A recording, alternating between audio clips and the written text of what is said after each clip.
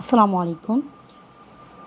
পেশা শিক্ষা যারা আছেন তাদের জন্য আজকে কিছু ইম্পর্টেন্ট ইনফরমেশন নিয়ে আসছি, আপনাদের বিভিন্ন পরীক্ষায় কাজে লাগবে। সর্বোত্তম শেয়ার হচ্ছে সাধারণ শেয়ার। স্মারকলিপির বিষয়বস্তু হচ্ছে নাম দ্বারা, অবস্থান ও ঠিকানা দ্বারা, উদ্দেশ্য দ্বারা, মূলধন দ্বারা, দায় দ্বারা, সম্মতি দ্বারা। স্টক শেয়ারের পূর্ণ মূল্য আদায় হলে শেয়ারকে স্টকে রূপান্তর করা যায়। মানে মোট মূলধনের সম্পূর্ণ হোক বা যে কোনো অংশ স্টক বলা হয়। পরিচালক পর্ষদ কোম্পানির ব্যবস্থাপনার দায়িত্বে একটা ক্ষুদ্র প্রতিনিধি সংস্থার হাতে ন্যস্ত থাকে। এ প্রতিনিধি সংস্থাকে পরিচালক মণ্ডলী বা পরিচালক পর্ষদ বলে। কোম্পানি পরিচালক বলতে পরিচালক পদে আসীন যে কোনো ব্যক্তি, তিনি যে নামে অভিহিত হোক না কেন অন্তর্ভুক্ত হবে কোম্পানি পরিচালক নামে। কোম্পানি পরিচালক বলতে পরিচালক পদে আসীন যে কোনো ব্যক্তি, তিনি যে নামেই পরিচিত হন না কেন। ব্যবস্থাপনা পরিচালক হচ্ছে পরিচালক পর্ষদের যে পরিচালককে কোম্পানির সাথে চুক্তি বলে বা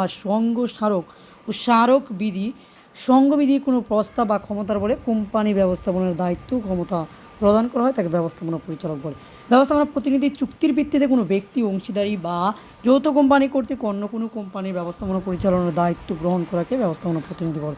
কোম্পানির বিলোপ সাধন, কোম্পানির আইনগত কৃত্রিম কোম্পানির বিলোপ সাধন কিন্তু স্বেচ্ছাকৃত হতে পারে, আইন অনুসারে হতে পারে, কিংবা নিজেদের আদালতে নিজেরা বিজ্ঞপ্তি দিয়েও বিলোপ সাধন করতে পারে। আর তার মধ্যে স্বেচ্ছাকৃত বিলোপ সাধন হচ্ছে আদালতের তত্ত্বাবধান ছাড়াই কোম্পানির শেয়ারহোল্ডারগণ নিজেদের সাধারণ সভায় নিজেরাই পারস্পরিক আলাপ আলোচনার মাধ্যমে কোম্পানির বিলোপ সাধনের সিদ্ধান্ত গ্রহণ করলে তাকে কোম্পানির স্বেচ্ছাকৃত বিলোপ। মালিকানা এবং ব্যবস্থাপনার পৃথকীকরণ কোন ধরনের প্রতিষ্ঠানকে বৈশিষ্ট্যপূর্ণ করে, তা হচ্ছে কর্পোরেশন। কোম্পানির আর্থিক রিপোর্টিং এবং বাজেট তদারকি করার দায়িত্ব হচ্ছে সিএফও বা চিফ ফিনান্সিয়াল অফিসার।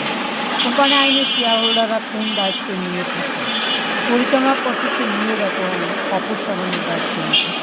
কোম্পানির প্রধান নির্বাহী বা সিইও এর কাজের দায়িত্ব হচ্ছে বোর্ডের সকল সিদ্ধান্ত বাস্তবায়ন। সঠিকভাবে বোর্ড কর্তব্যের মধ্যে পড়ে কোম্পানির আর্থিক বাজেট এবং ব্যবস্থাপনা পরিচালনা করা, বৃহৎ বিনিয়োগ অনুমোদন সবগুলি।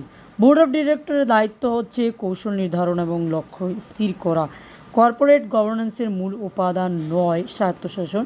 কর্পোরেট গভর্নেন্সের মূল উপাদান হচ্ছে নৈতিকতা, স্বচ্ছতা,